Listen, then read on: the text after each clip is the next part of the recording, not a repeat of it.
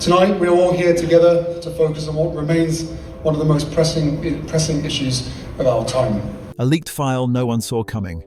A child's name that should have been deleted forever. And now Prince Harry is rushing back to Britain in absolute fury. Buckingham Palace just made a catastrophic mistake, accidentally exposing Archie's private school records to 10 people inside the royal system. But here's what's truly shocking. This information was supposed to be destroyed in 2020. So why did the palace still have it? What else are they hiding? And what did Harry say to King Charles behind closed doors that changes everything? Yeah, the decision has been a surprise as well as not a surprise. The morning of December the 4th began like any other winter day at Buckingham Palace. Staff members moved through their routines with practiced efficiency, preparing briefing documents and organising schedules for the weeks ahead. The air outside carried that particular heaviness common to late winter in London, and inside the historic building, everything seemed to be proceeding exactly as expected. But in a second-floor conference room, something was about to go very wrong. The room was typically used for routine administrative reviews, nothing particularly dramatic or newsworthy. This morning, senior palace aides had gathered for what should have been an ordinary winter briefing. The packet sitting in the center of the mahogany table had been printed just minutes earlier, containing the usual summary of internal matters, upcoming public engagements, foreign correspondence, and logistical updates for the Christmas period. Nobody expected anything out of the ordinary. As the aides began flipping through the pages, however, the atmosphere in the room changed completely. A silence fell over the group, the kind of silence that immediately signals something has gone terribly wrong. It was the Deputy Private Secretary who first noticed the problem. Buried about halfway through the stack of papers in Section 4, Subsection B, was a heading that should not have been there. The words read, Archie Harrison Mountbatten Windsor, Educational Notes, Confidential. For several seconds nobody moved, nobody spoke. The room had frozen in a moment of collective disbelief. The presence of this information made no sense to anyone present. Archie, the son of Prince Harry and Meghan Markle, lived in California. He attended school in the United States. His education was completely independent of any royal oversight or involvement. There was simply no reason, none whatsoever, for his name to appear in an internal palace document in late 2024. One of the aides whispered a question, asking where the information had come from. Nobody had an answer. As the staff members exchanged increasingly worried glances, a deep sense of dread began to settle over the room. The head of the sovereign's household office turned to the next page with extreme caution, as if expecting something even worse to follow. What he found confirmed everyone's fears. The document contained brief notations about curriculum details, an overview of what appeared to be institutional transitions, and a reference to an archived file connected to the period before 2020. This was information that should have been permanently deleted or formally transferred out of the royal record-keeping system years ago, when Harry and Meghan stepped back from their royal duties. The realization hit everyone in the room at once.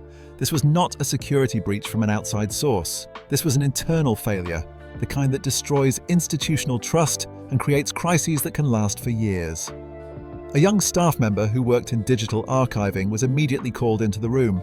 She was relatively new to her position, still in her first year, and she looked understandably shaken as she scanned the document. Her explanation, delivered in a trembling voice, only made the situation worse. During an internal reorganization of historic family files in late November, a mislabeled digital folder from early 2020 had been temporarily unlocked for cross-departmental indexing purposes. The folder contained transitional notes that had been drafted during the weeks when the Sussex family was negotiating the terms of their departure from royal duties. These notes should have been deleted entirely. Instead, they had been misfiled, sealed electronically, and essentially forgotten about for nearly 5 years. Until now. The temperature in the room seemed to drop as the full implications became clear to everyone present. One senior official leaned forward, pressing his palms against the table as if trying to steady himself. He spoke quietly but firmly, pointing out that if even a single line of this information circulated beyond the walls of the palace, the result would be a crisis that could make the tumultuous spring of 2020 look mild by comparison. Another aide asked the question everyone was thinking. Did His Majesty know about this yet? The answer came back quickly. Not yet, but he would need to be informed immediately. Outside the windows, bare tree branches scraped softly against the glacells, a subtle reminder of the cold season the monarchy now found itself in. There was an old saying, attributed to the late Queen, that storms come quietly before they come loudly.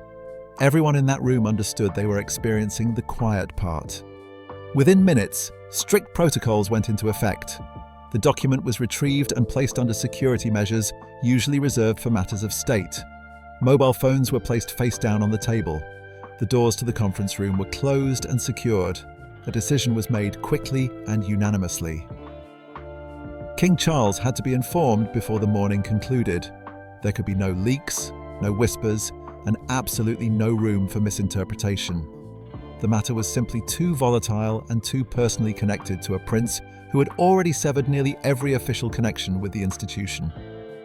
As the meeting broke up and the aides began to leave the room, the deputy private secretary remained behind, staring at the empty table where the briefing packet had been sitting. Just moments before.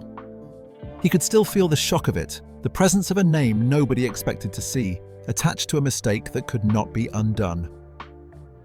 In another part of the palace, King Charles was preparing for what he thought would be a day of standard meetings, completely unaware that within the next hour he would be confronted with a situation capable of reopening family wounds that had never properly healed. The problem went beyond just the appearance of Archie's name in a document.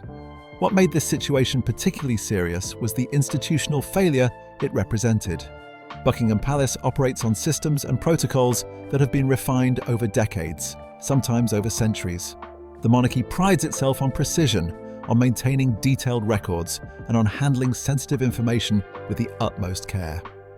For something like this to happen, for a file to slip through multiple levels of oversight and resurface years later, suggested deeper problems with how the palace managed its transition away from the Sussex family.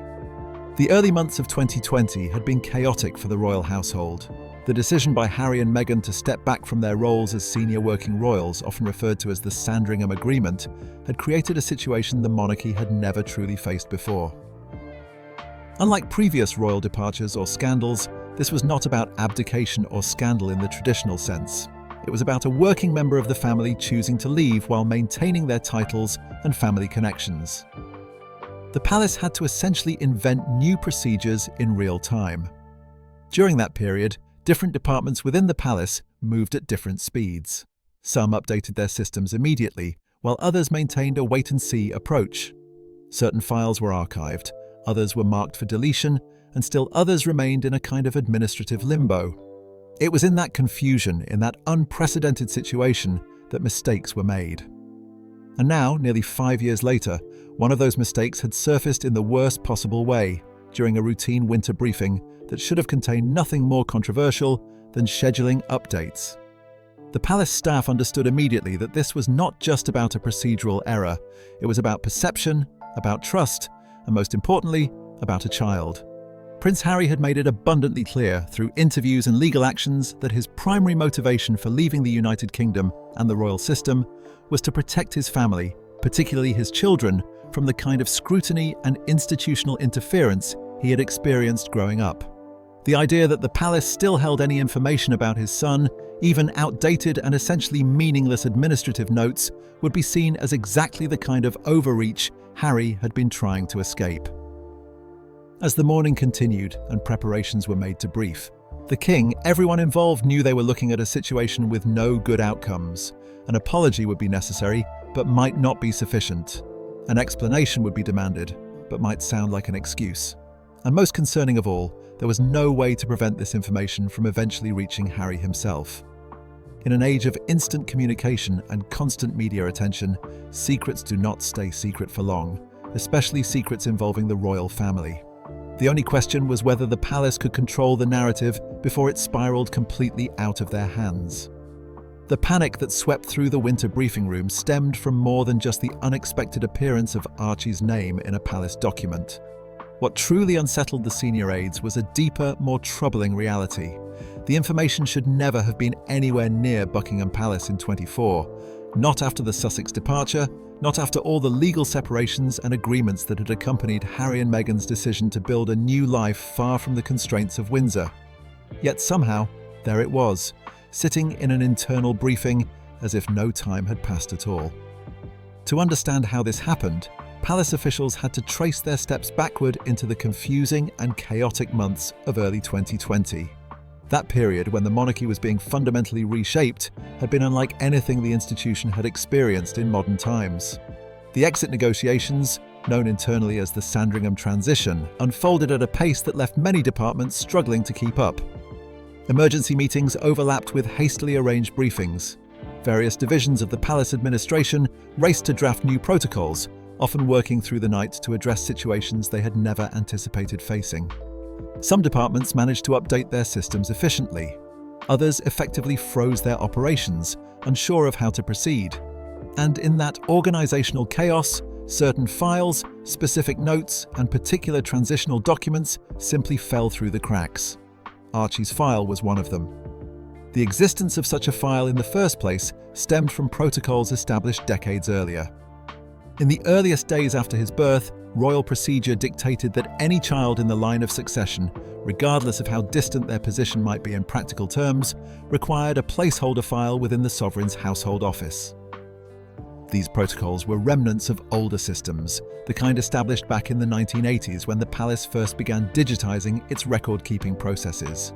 The files themselves were not deeply personal documents. They were essentially structural templates designed to anticipate future considerations regarding education, ceremonial roles, and logistical matters, but only if the child in question remained within the active royal system. For most children in the extended royal family, these files contained nothing more than basic formalities and procedural notes. When Harry and Meghan announced their decision to step back in January 2020, their departure triggered a cascade of administrative challenges that the palace was simply not prepared to handle effectively. Internal systems suddenly had to make determinations about which records to archive, which to delete entirely, and which to transfer under privacy protection agreements. In theory, this process should have been straightforward. A clear directive should have been issued, and all departments should have followed the same procedures. In practice, however, the situation was complicated by politics, by emotion, and by an institution struggling to understand a type of departure it had never before encountered. The palace had dealt with scandals before, with divorces and abdications and various family dramas stretching back decades. But this was different. Harry and Meghan were not being expelled or forced out due to scandal. They were choosing to leave while attempting to maintain certain connections and relationships. The palace had no established playbook for this scenario, no clear precedent to follow. Different departments interpreted their responsibilities differently, and communication between those departments was far from perfect. As various teams attempted to close out what were internally referred to as the Sussex portfolios, an administrative assistant found herself overwhelmed and overworked. She was navigating a digital archive system that had been designed decades earlier, long before anyone imagined it would need to handle something as complex as a partial royal departure. In the course of her work, she made what seemed like a minor decision. Instead of marking Archie's placeholder file for immediate deletion or formal transfer, she tagged it with a code that placed it in a transitional queue, a category reserved for items requiring further review or updates that had not yet been finalized. The error was small, almost invisible in the larger chaos of that period. But digital systems do not forget. They simply wait. For nearly 5 years, that file sat in its electronic limbo, unnoticed and unremarked upon. Then, in late 2024, when the Sovereign's Household Office initiated what was meant to be a routine reindexing of archived files, a process completed every winter as part of standard administrative maintenance, the forgotten folder suddenly resurfaced. The situation became even worse due to a second error compounding the first. Because of a misapplied filter in the reindexing process, the metadata associated with Archie's file was merged with the current year indexing protocols. This meant that when the automated system generated the winter briefing packet on December the 4th, it recognized the old file as active contextual information. Following its programming, the system inserted a reference to the file into the Section 4 summary, treating it as if it were current and relevant information that senior staff needed to be aware of. It was, in essence, a mistake built from a mistake built from yet another mistake. A series of small human errors and outdated technological systems combining to create a crisis that nobody had intended and that everyone would now have to address. By the time King Charles was informed of the situation, palace staff had prepared a detailed explanation of how the breach had occurred, but nobody felt confident about delivering it. The explanation was too technical, too focused on systems and procedures, and it risked sounding like the institution was making excuses rather than taking responsibility. In the king's private study, the senior archivist stood with both hands clasped tightly behind his back, visibly uncomfortable with the task before him. He began carefully, explaining that the records were never meant to persist beyond the transition period. They should have been disposed of during the Sussex departure, but the protocols at that time had been unclear. Some departments had acted quickly and decisively, while others had moved more slowly. This lack of coordination had created gaps in the process, and one of those gaps had now become a significant problem. King Charles listened in heavy silence. His facial expression remained controlled, but those present in the room could see the exhaustion settling more deeply around his eyes. He had spent the past year navigating various scandals, working on institutional restructuring, and attempting to manage internal fractures within the family. To now be confronted with an administrative lapse involving his grandson, one that could easily be interpreted as either carelessness or unwanted intrusion, felt like almost too much to process. The king asked a direct question about how sensitive the material was. The archivist hesitated before answering, explaining that the actual content was minimal, just basic notes and procedural information. But before he could continue, Charles interrupted, saying that he understood. The implication was catastrophic regardless of what the file actually contained. The king had identified the core problem immediately. This was no longer simply about what information the file held. It was about the fact that such a file existed at all, years after it should have been permanently removed from palace systems. In California, Prince Harry had spent years carefully constructing a life defined by clear boundaries. Every interview he had given, every legal filing he had submitted, every decision he had made since stepping back from royal duties had been driven by a single, overriding concern. He wanted to safeguard his family from the institution that had shaped and in many ways damaged his own life. He had been explicit about this motivation in public statements and legal proceedings. The protection of his children from media intrusion and institutional oversight was not a secondary concern for Harry. It was the primary reason he had left. Now the palace had to reckon with a truth that would affect Harry more deeply than any negative headline or critical commentary.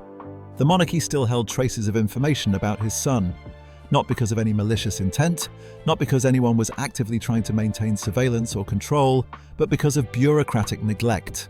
And in a family where emotional wounds ran deep and trust had been repeatedly broken, neglect could be just as damaging as intentional harm. Sometimes it was even worse because neglect suggested that the institution simply did not care enough to get things right. By midday, the palace had drafted its internal response plan. Senior staff had prepared talking points, crafted carefully worded statements, and outlined procedural changes that would be implemented to prevent similar situations in the future. But no message, no matter how carefully constructed, no apology, regardless of how sincere, and no procedural explanation, however detailed, could undo a fundamental fact. A document containing Archie's name had circulated to 10 people inside the administrative structure of the Crown. 10 people who now knew that the palace had retained information about a child whose parents had explicitly left the royal system to protect him from exactly this kind of institutional entanglement. 10 people was too many. 10 people meant 10 potential sources for a leak. 10 people meant 10 individuals who might mention it to colleagues, who might discuss it with family members, who might inadvertently let something slip in a conversation. And somewhere, thousands of miles away across the Atlantic Ocean, a father was about to learn that the institution he had walked away from had never fully walked away from his child. The palace had genuinely hoped to contain the breach within its own walls. Senior staff believed that with careful management and strict internal controls, the discovery could remain confined to the quiet, carefully monitored corridors of Buckingham Palace. They imagined it could be handled discreetly, absorbed internally, and perhaps even forgotten within a matter of days. But within institutions as old and complex as the British monarchy, maintaining absolute silence is extraordinarily difficult. Secrets have a way of escaping, and on that December morning, what the palace hoped to keep quiet shattered faster than anyone had anticipated. The leak began with what seemed like a routine internal communication. A senior aide in the sovereign's household office sent an alert to a colleague at Kensington Palace. The message should have remained encrypted and secure, viewable only by its intended recipient. But the recipient, rushing between meetings and managing multiple urgent matters simultaneously, made a simple error. Without thinking carefully about the sensitivity of the content, the aide forwarded the alert to a secondary email inbox managed by a more junior staff member. It was an ordinary human mistake, the kind that happens in busy offices everywhere, every day. But the consequences in this case were far from ordinary. By the time the message arrived in that secondary inbox, an attached snippet containing a redacted header that referenced Archie Harrison Mountbatten Windsor and educational notes was no longer protected behind the palace's secure firewall. For approximately 20 minutes, the information sat vulnerable in a less secure system. And during those 20 minutes, it was seen by someone who should never have had access to it. The person who saw the information was not a journalist and not an outside agitator. It was an internal contractor, someone working temporarily within the palace system who happened to have connections to a media researcher. That contractor recognized immediately that what they were looking at was significant. They understood that any information connecting the palace to Harry's children, especially information that suggested the institution had retained records about Archie, would be considered newsworthy. A brief conversation followed, carefully vague, avoiding specific details, but conveying enough to spark interest. Shortly after 2 o'clock that afternoon, a journalist at a mid-tier British news outlet received an unusual tip. The outlet was not one of the major tabloids, but it had built a reputation over the years for uncovering palace tensions with surprising accuracy. The tip itself was maddeningly vague. There were no documents provided, no specific details, just a whispered suggestion of a story. The message was simple but intriguing. An internal palace briefing apparently contained sensitive references to Archie's schooling. There was no context, no explanation, just enough information to create an appetite for more. By 4 o'clock in the afternoon, newsroom phones across London were beginning to buzz with activity. Editors gathered to debate how to handle the story, arguing over proper wording and appropriate framing. Legal teams issued their standard warnings about the need for caution when dealing with royal matters. But the opportunity was simply too tempting to ignore. Royal stories always generated significant reader interest, but anything involving Harry, Meghan, or their children had a proven track record of sending website traffic and social media engagement soaring within minutes of publication. At 5:30, the first online headline appeared. It was cautiously phrased, deliberately wrapped in speculative language that protected the outlet from potential legal challenges. The headline read something along the lines of a senior palace document reportedly mentioning Archie's education, followed by a note that Buckingham Palace had declined to comment. The story itself was vague and technical, the kind that could easily be dismissed as rumour or speculation. But precisely because of its cautious wording and its ambiguity, it spread rapidly across the internet. Within 10 minutes of that first publication, 2 major British tabloid websites had picked up the story. Each outlet sharpened the tone slightly, adding more provocative language and raising more pointed questions. The story began to evolve and morph from a quiet whisper into something approaching a scandal. Media commentators, always ready to provide analysis of royal family matters, began asking questions that pushed the narrative in increasingly serious directions. Why would the palace have such information about a child living in America? Had privacy rules been violated? Was Archie's personal data still being stored somewhere in royal computer systems? By 6:15 in the evening, American news networks had taken notice. The story jumped across the Atlantic when a major broadcasting network interrupted an evening news segment with a breaking news alert. Another prominent cable news channel followed within minutes, inviting a royal analyst onto the air to provide live commentary. Within an hour, the story had exploded across social media platforms, propelled forward by viewers who had watched Harry grow up in the public eye, who remembered the trauma of 1997 and the death of Princess Diana, and who still carried sympathies shaped by her long and painful conflict with the royal establishment. Older American audiences, particularly those over 50 years of age, reacted to the news with notable force. For many in that demographic, the idea of royal record-keeping systems somehow touching a child who now lived completely outside the institutional framework felt uncomfortably familiar. It seemed like history repeating itself, like the past reaching forward into the present in exactly the way Harry had spent years trying to prevent. By 8 o'clock New York time, the narrative surrounding the story had shifted dramatically. It was no longer being discussed primarily as a filing error or an administrative mistake. It had become a story about trust, about institutional overreach, and about why Prince Harry had felt compelled to leave in the first place. A senior television correspondent made an observation during a live broadcast that would be repeated and quoted throughout the night. The correspondent stated that this was not simply an error, but rather a symbol, one that spoke directly to the reasons Prince Harry had decided to leave the royal family. That single comment seemed to crystallize the emerging narrative, giving shape to what many viewers were already feeling. In London, palace press officers watched helplessly as their carefully prepared statements became irrelevant almost before they could be issued. Phones rang constantly, computer screens refreshed with new headlines, and social media posts appearing every few seconds. Inside the palace communications room, teams working under Prince William moved with swift efficiency. They understood better than most how quickly narratives could solidify in the modern media environment.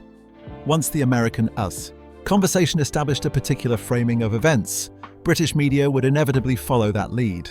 And once British outlets reinforced that same narrative, the monarchy would face a crisis far larger and more damaging than a simple administrative oversight.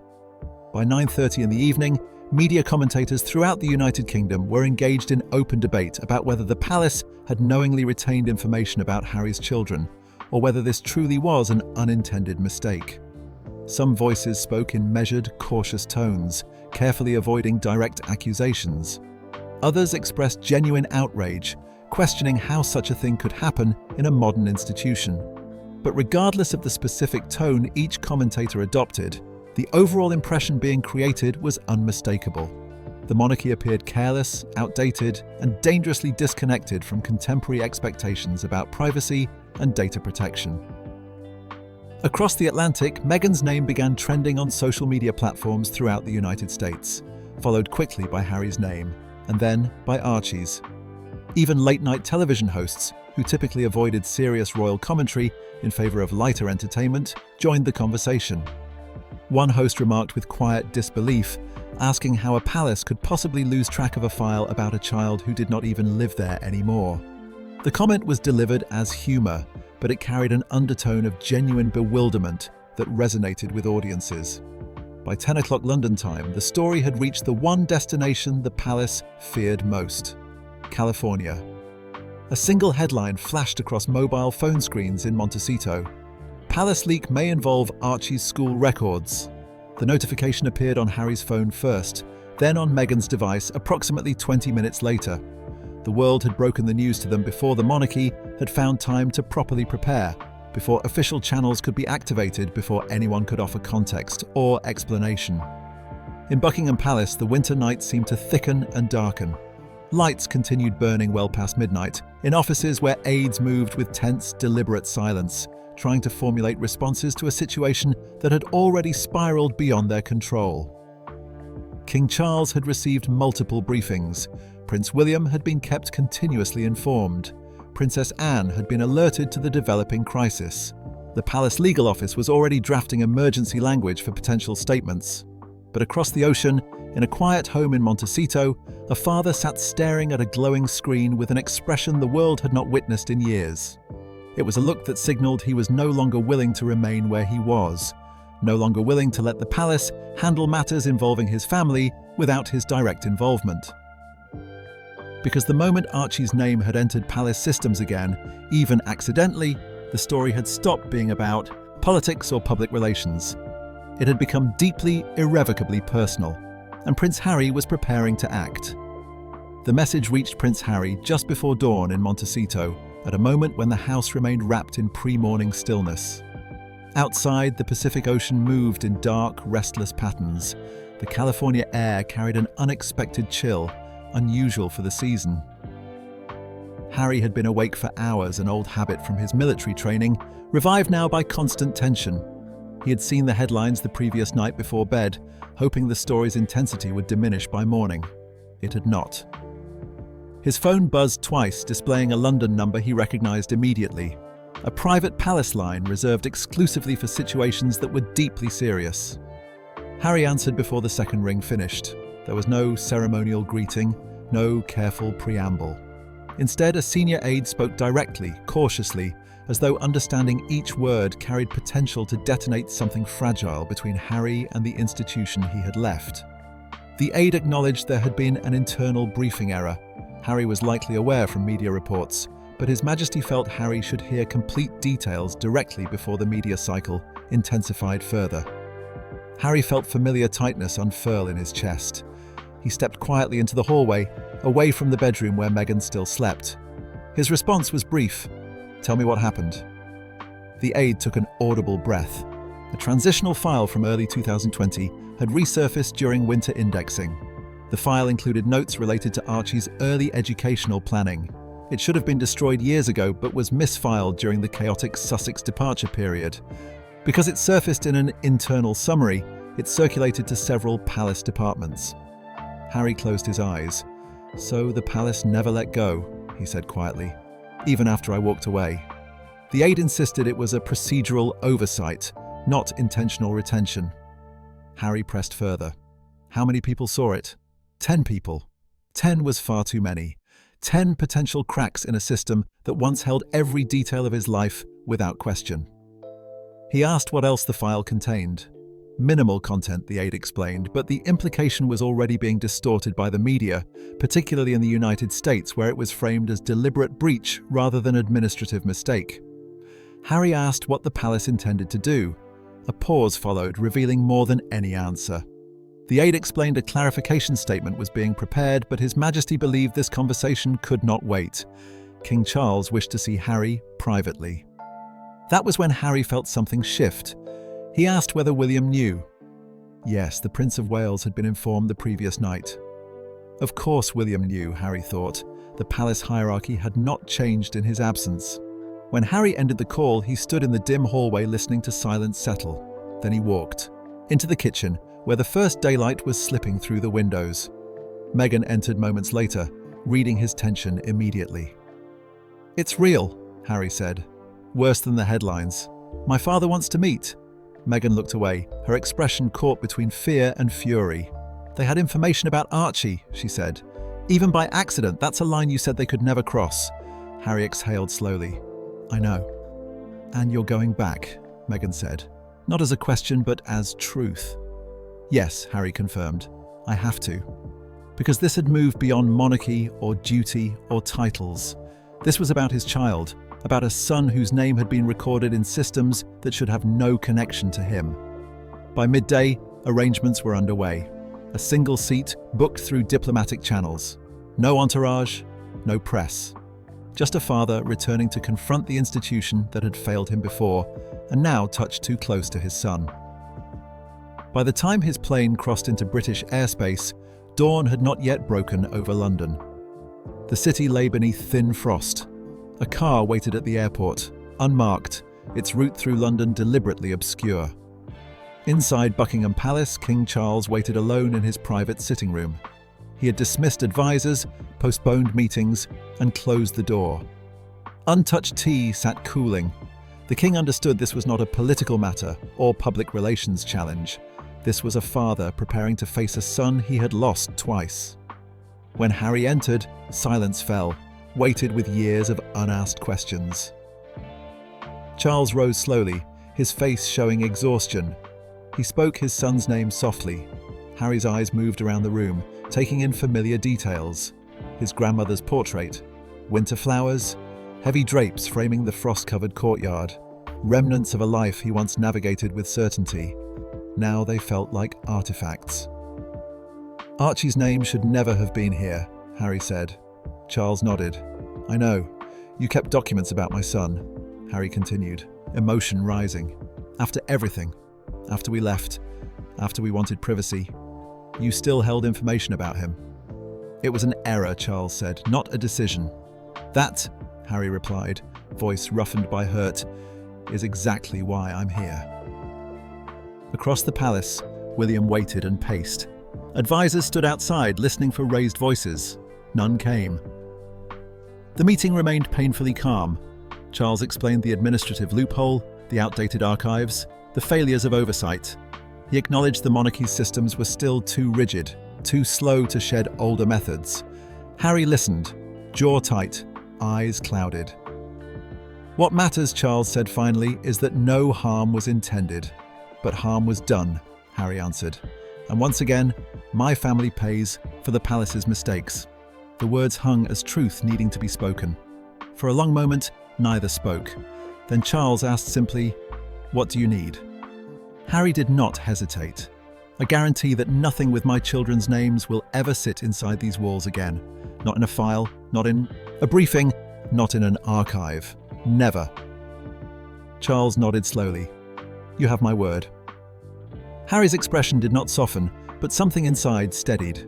When he left the room, William stood waiting in the corridor. Their eyes met briefly. No reconciliation, no forgiveness, just acknowledgement their story was not finished. Outside, the winter grounds shimmered under frost. A father had explained. A son had demanded. A family fractured by geography and grief had taken one more impossible step toward whatever future remained.